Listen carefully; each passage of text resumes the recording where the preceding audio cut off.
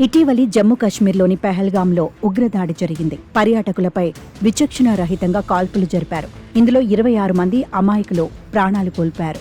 ఈ ఘటనతో దేశం మొత్తం ఉలిక్కిపడింది. పహల్గాంలో భద్రతను మరింత కట్టుదిట్టం చేశారు. మరోవైపు జమ్మూ కాశ్మీర్తో పాటు చాలా చోట్ల ఉగ్రవాదుల కోసం గాలింపు చర్యలు చేపట్టారు. ముఖ్యంగా అటాక్ తర్వాత పహల్గాంలో అన్నీ మారిపోతాయని అనుకున్నారు. టూరిస్ట్ ప్లేస్గా ఉన్న ఈ ప్రాంతానికి పర్యాటకులు వస్తారో రారో అన్న అనుమానాలు కొందరిలో కలిగాయి. కానీ ఆ ఆలోచనలను పటాపంచలు చేస్తున్నారు ప్రజలు. పహల్గాంకు మళ్లీ పర్యాటకుల క్యూ మొదలైంది. అయితే ఈసారి గత అనుభవాలను దృష్టిలో పెట్టుకుని ఆర్మీ అధికారులు కట్టుదిట్టమైన భద్రతను ఏర్పాటు చేశారు. మరోవైపు ప్రభుత్వ అధికారులు కూడా కొన్ని రకాల చర్యలను తీసుకుంటున్నారు.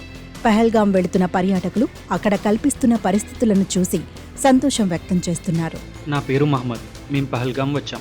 గుజరాత్ రాష్ట్రంలోని సూరత్ నుంచి ఇక్కడికి వచ్చాం. కాశ్మీర్ అద్భుతంగా ఉంది. ఇటీవల జరిగిన విషాదకర సంఘటన వల్ల చాలా బాధపడ్డాం. ఎందుకంటే కొందరు పర్యాటకులు పహల్గాంలో ప్రాణాలు కోల్పోయారు. ఇది చాలా విచారకరం. కానీ ఇక్కడ కొద్ది రోజుల్లోనే పరిస్థితులు మళ్లీ మామూలయ్యాయి. జీవనం సాధారణంగానే కొనసాగుతోంది. మార్కెట్లు తెరిచున్నాయి. అన్ని కార్యకలాపాలు కొనసాగుతున్నాయి. భారత సైన్యం, ప్రభుత్వం భద్రతను కట్టుదిట్టం చేశారు. స్థానికులు కూడా పర్యాటకుల పట్ల మద్దతుగా నిలుస్తున్నారు. ఎవరూ భయపడాల్సిన అవసరం లేదు. నేను పహల్గాం వచ్చినప్పటి నుంచి ఎలాంటి భయానక వాతావరణం కనిపించలేదు. అయితే కాల్పుల ఘటన గురించి తెలిసిన వెంటనే మేము చాలా భయపడ్డాం. విమానం టికెట్ తీసుకుని వెంటనే తిరిగి వెళ్లాలని కూడా భావించాం. కానీ ఇక్కడ స్థానికులు, సైన్యం మాకు ధైర్యం చెప్పారు. భయపడాల్సిన అవసరం లేదన్నారు. మీరు ఒకసారి పహల్గాం చూస్తే అద్భుతంగా ఉంటుంది అన్నారు. ఆ దుర్ఘటన చాలా దారుణం. ఇలాంటి సంఘటనలు జరగకూడదు. కానీ మేము ఇక్కడికి వచ్చిన తర్వాత మాకు ఎటువంటి భయం కనిపించలేదు.